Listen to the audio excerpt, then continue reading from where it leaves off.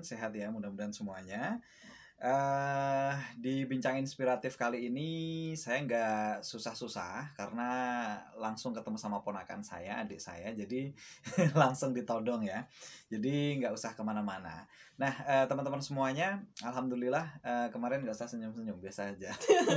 Jadi kemarin Mas Tova ini dapat kesempatan mendapat juara 1 mahasiswa berprestasi Mapres Universitas 11 Maret Surakarta. Tos dulu. Siap. Alhamdulillah. Oke, jadi kita sedikit ngobrol kaitannya sama Mapres ya, teman-teman semuanya. Kalau di beberapa video sebelumnya juga kita sudah ketemu sama Mapres UNS sebelumnya, kemudian Mapres nasional pun juga ada. Nah, kali ini kita gali informasi yang inspiratif dari Mas Tova. Namanya Mas Tova. Yeah. Jadi teman-teman semuanya, Mapres atau Pimnas ya, Mas Tova ya. Jadi itu kan satu aktivitas yang sangat ikonik sekali sebagai duta mahasiswa lah. Kalau saya pikir ini the real duta mahasiswa tuh ya Mapres, kalau nggak Pimnas begitu ya, atau nggak PKM lah ya, yang lolos PKM seperti itu. Gimana dan kenapa akhirnya memutuskan mengikuti Mapres, itu gimana ceritanya? Oke, terima kasih atas pertanyaannya. Jadi memang dulu Mapres sama Pimnas itu semua ikut ya. Jadi semester 2 itu ikut semua. Tapi ketaruhlah yang Pimnas itu baru lolos tingkat univ gitu, belum sampai PKM-nya tingkat universitas.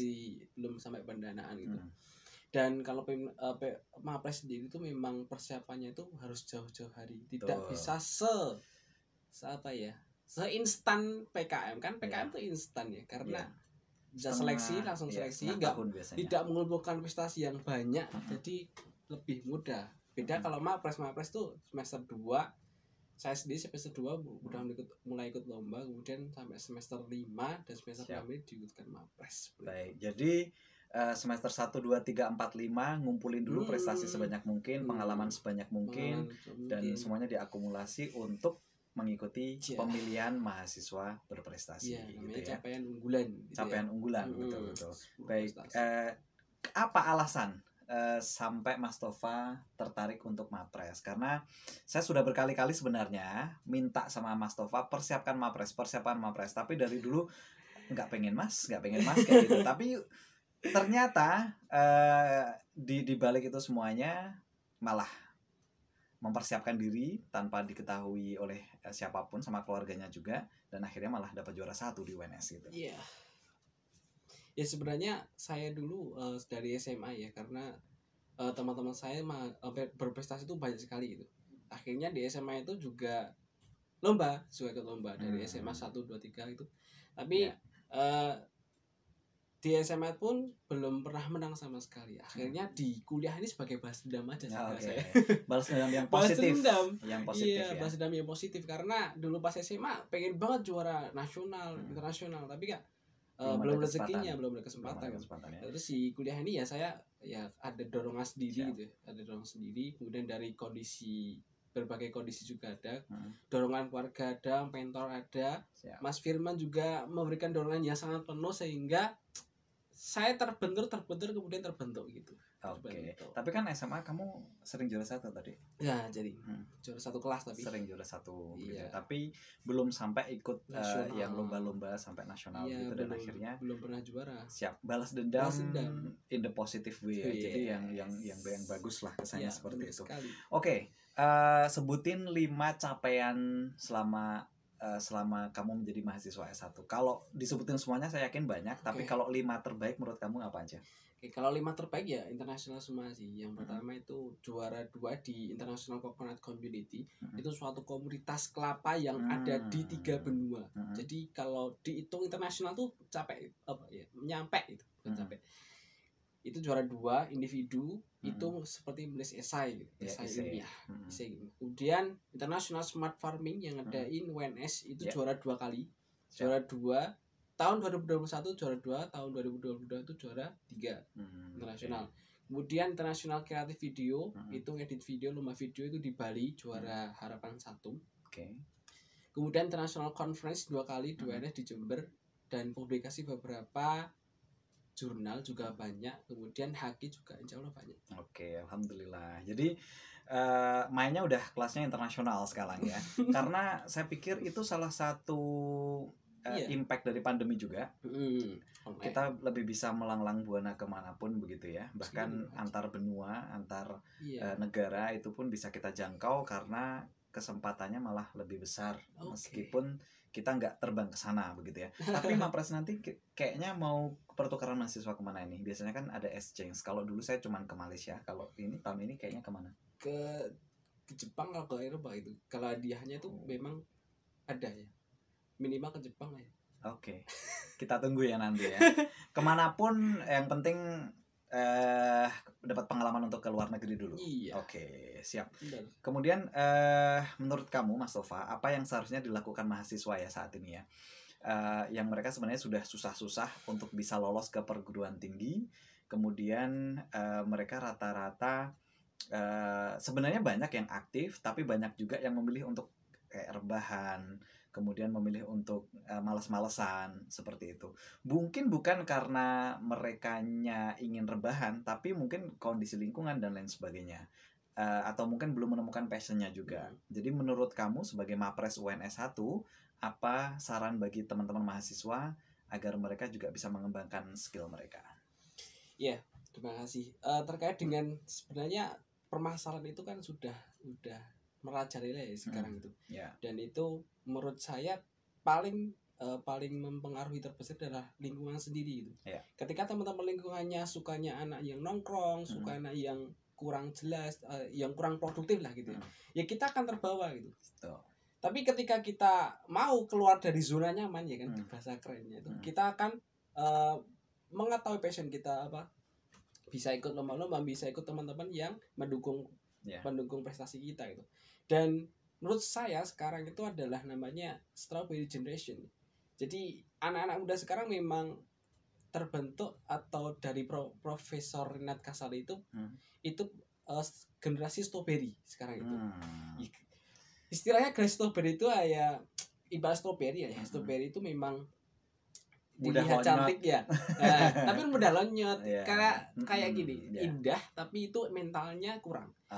Memang generasi sekarang itu cerdas tapi mentalnya kurang, kayak sebutan self healing. Kalau apa-apa kita healing dulu gitu. Kalau udah selesai 100 meter kita healing dulu, nggak boleh kalau nggak healing. Kemudian ya rebahan itu, kemudian gampang lesu, gampang lemas dan sebagainya itu. Dan kita itu harus lawan seperti itu. Karena memang tantangan setiap generasi kan berbeda seperti itu. Siap, baik. Jadi prinsipnya yang pertama memilih lingkungan, kemudian yang kedua menantang diri kita untuk produktif begitu ya. Jadi jangan sampai menjadi strawberry yang bagus banget sih sebenarnya, seger juga, kelihatan bagus, kelihatan cerdas begitu ya. Tetapi ketika udah jatuh, sudah jatuh langsung kalau jatuh udah hancur lah kesannya seperti itu. Harapannya tidak seperti itu kalau menurut Mas Tova. Kemudian di keluarga kita tuh beragam ya Dek ya. Ada yang PNS, kemudian ada yang businessman, ada yang jualan bakso, ada yang macam-macam begitu. Dan teman-teman semuanya, Mas Tova ini bapaknya seorang petani. Bapaknya seorang petani, tetapi Mas Tova membuktikan apapun latar belakang kita, ternyata kita punya kesempatan yang sama untuk bisa mencapai puncak prestasi kita masing-masing. Kadang-kadang nggak nyangka juga kan? Gimana ceritanya? Sebenarnya bapak saya itu bukan petani, tapi buruh tani. Tapi punya lahan juga kan sebenarnya. Tapi sering bantu. Sering bantu petani yang lain. Iya kayak buruh tani sih tepatnya, karena kalau petani kan bisa itu sebagai pekerjaan utama, tapi bapak saya nggak buruh tani, teleser lah ya gitu. Ya awal dari berangkat itu ya saya termotivasi juga gitu, karena dulu pas saya masuk kuliah itu dikatakan seperti ini, kalau kamu nggak diterima bidik misi, mending nggak usah kuliah, karena bidik misi itu kepanjangan dari beasiswa pendidikan atau bantuan pendidikan untuk orang kurang miskin atau kurang mampu, tapi berprestasi. I-nya di belakang itu tapi harus berprestasi. Itu yang penting. Makanya itu jadi motivasi saya di awal maba juga, karena saya diterima bidik misi, saya juga harus berprestasi seperti itu. Wah, luar biasa. Jadi nggak masalah kita datang dari latar belakang apapun. Mungkin kedua orang tua kita ada yang belum mampu atau tidak mampu atau yang sudah mampu, prinsipnya adalah kita mampu untuk memanajemen diri dan mampu menantangi diri kita untuk I-nya tadi ya, jangan lupa untuk berprestasi, itu tadi begitu. Baik, katanya kamu ini juga ya dia punya kambing juga ya di rumah? Iya, kambing kemarin udah bisa dijual nih, 3 ekor. Seorang mapres angon kambing juga nggak? Iya, ini masih 3. Beneran? Oke. Ada kemarin ada 6, kemudian ada ikan juga sebenarnya. Ini baru mulai ikan, mau ikan ya. Pengen ngelola sebuah farming gitu, iya, atau pengen banget. Itu salah satu impian besar? Berapa tahun kemudian deh. Ya kayak menerapkan integrated farming system ya. Jadi kayak perikanan ada, perkebunan, pertanian jadi satu lahan. Oke. Melingkar. Harapannya seperti itu ya, iya, ke depannya ya. Agropreneur lah ya. Oke, siap, baik. Jadi teman-teman semuanya, Mas Tova ini saat ini kuliahnya di jurusan Penyuluhan dan Komunikasi Pertanian. Oke. Dan kalau berbicara mengenai pertanian ya sebenarnya tidak jauh-jauh dari peternakan, kemudian ilmu tanah juga. Jadi harapannya itu semua pengennya kamu kuasai juga ya? Iya, semua. Oke, harapannya dikuasai dan mungkin suatu saat akan melanjutkan ke entrepreneur. Kenapa tidak untuk dikembangkan balik desa, bangun desa, harapannya kayak gitu ya. Harapannya seperti itu. Ini bukan kampanye ya. Baik. Nah, kemudian masing-masing orang itu kan pasti pernah mengalami fase kegagalan dalam hidup begitu ya. Saya tahu Mas Tova masih sangat relatif muda begitu. Jadi apa kegagalan yang paling kerasa selama ini sampai detik ini? Oke, terkait dengan prestasi ya khususnya itu. Saya dulu pas awal-awal lomba itu nggak sekali menang itu. Lomba menang. Dulu pas semester 2 karena itu kan pas pandemi itu saya baru mulai lomba. Itu 8 sampai 10 kali itu kalah semua. Oke. Kalah semua karena ya di sisi lain belum ada pengalaman, nggak ada yang mengarahkan. Dan di sisi lain itu saya tidak tahu itu belum pandai menulis gitu. Terkhusus saya esai karena saya suka banget dengan esai gitu. Ya karena itu ya sempet down sih, down. Kemudian join setelah kalah 8 sampai 10 kali itu saya join di kelompok studi ilmiah. Itu salah satu organisasi yang mewadahi bidang keilmiahan, terutama perlombaan ilmiah. Jadi di lewat situ ada mentor-mentor yang mendukung, ada yang mungkin Mas Firman juga itu mendukung terkait dengan prestasi juga. Jadi ya termotivasi dari situ. Oke, jadi memang support system dari lingkungan itu sangat dibutuhkan. Jadi kegagalannya bahkan sudah sampai 8-9 kali gagal semuanya di awal, gagal semuanya. Tapi alhamdulillah berusaha untuk menemukan lingkungan yang bagus, lingkungan yang produktif, dan akhirnya sampailah pada di titik ini begitu ya. Biasanya ini akan menjadi bentuk sharing kepada teman-teman sih. Kalau misalkan menemukan kegagalan itu kan kita butuh bangkit. Gimana caranya kalau Mas Tova bangkit? Ya, kalau bangkit sendiri saya tetap minta motivasi dengan orang tua, minta doa orang tua. Bu, misal Bu, saya masih gagal ini 8 sampai 10 kali gitu. Mohon doanya dan mohon supportnya gitu orang tua. Kemudian tadi yang saya sudah katakan bahwasanya mentor lah ya. Karena kita butuh mentor terkait dengan yang ahli di bidang tersebut. Makanya terkait dengan misal kita gagal gitu, ya tetap motivasi dengan hal yang terkait dengan kita lombakan gitu. Ya kemudian ya kalau memang itu merupakan suatu proses yang lumrah gitu. Karena memang kegagalan adalah awal dari keberhasilan. Mudah itu. Namanya ya kita diuji dulu, maka nanti bisa sukses kemudian. Baik, begitu ya. Jadi doa dari orang tua itu sangat penting. Kemudian doa dari orang-orang terdekat itu juga menjadi salah satu vitamin lah ya untuk Mas Tova untuk bangkit ketika mengalami kegagalan seperti itu begitu. Nah, saat ini tuh semua jurusan tuh sepertinya sama saja. Artinya kalau dulu kan ada program studi tertentu yang menjadi favorit banget ketika SMA. Kalau saya menilai saat ini tuh sebenarnya mau apapun program studi kamu is depend on you. Jadi tergantung pada kamu mau kamu berhasil atau enggak, intinya seperti itu. Tetapi di tengah-tengah kita tuh masih banyak banget teman-teman mahasiswa yang sering kemakan isu dari kakak-kakak tingkatnya yang katanya madesu, masa depan suram, kadang-kadang seperti itu hampir banyak banget, pokoknya banyak banget di program studi seperti itu. Menurut Mas Tova anggapan masa depan suram itu seperti apa? setuju nggak dengan Eh, ungkapan-ungkapan seperti itu? kurang setuju karena kita sebenarnya nggak tahu masa depan gitu. Iya, betul. Yang tahu masa depan adalah Allah Subhanahu Wa Taala gitu. Jadi ketika kita sudah mengutamakan ya akhirat dulu, insya Allah masa depan akan mengikuti gitu. Oke. Dan di saat mengikuti ini ya kita berusaha untuk meningkatkan skill, pengetahuan dan keterampilan kita gitu. Terkait dengan apa sih yang kita mau di masa depan gitu. Misal ya terkait dengan pertanian, ya wis kita fokus ke skill pertanian yang kita butuhkan seperti itu. Ya kurang setuju aja sih karena itu adalah suatu pengaruh yang kurang baik, Negatif. iya negatif gitu. Banget, Seperti ya. saya kemarin tuh ngisi di Redox itu karena itu motivasi kuliah juga itu.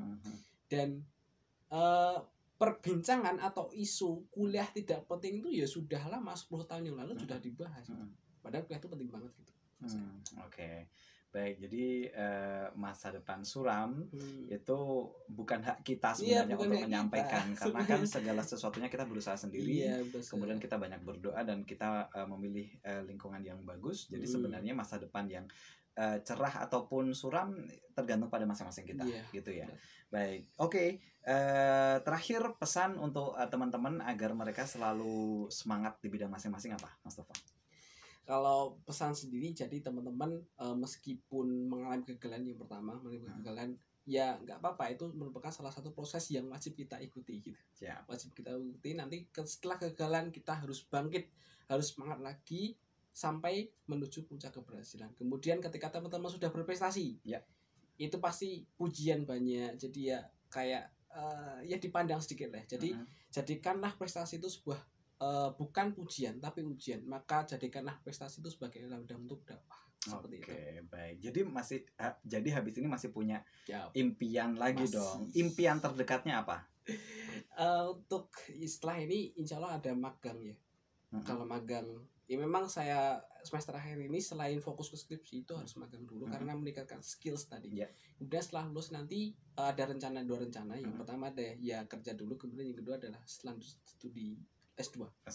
Baik, mudah-mudahan terwujud semuanya pelan-pelan. Meskipun teman-teman saya tahu salah satu karakter dari Mas Tova, keponakan saya sendiri ya otomatis tahu kan ya.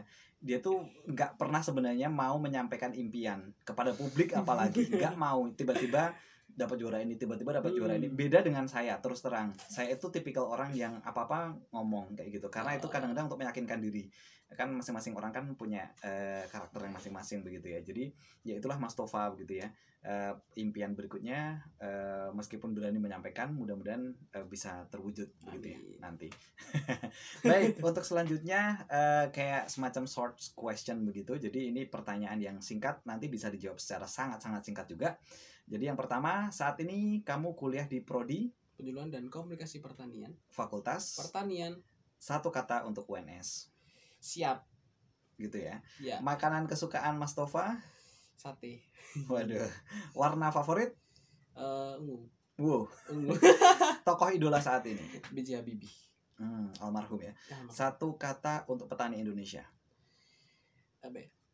Sukses sih. Sukses. Oke. Jika kamu punya tabungan yang sangat banyak, prioritas apa yang saat ini pengen kamu lakukan? Yang pertama infak zakat, kemudian kedua usaha. Waduh. Usaha. Anak soleh kayaknya nih. Jika kamu ditawari beasiswa ke luar negeri, mudah-mudahan amin. Negara mana yang pengen sekali kamu tuju? Jepang dan Turki. Istanbul Teknologi Turki. Oke. Pertanyaan ada di situ. Pertanyaan ada di sana. Oke. Siap. Terima kasih Mas Tova. Sehat-sehat terus, semangat terus. Assalamualaikum warahmatullahi wabarakatuh.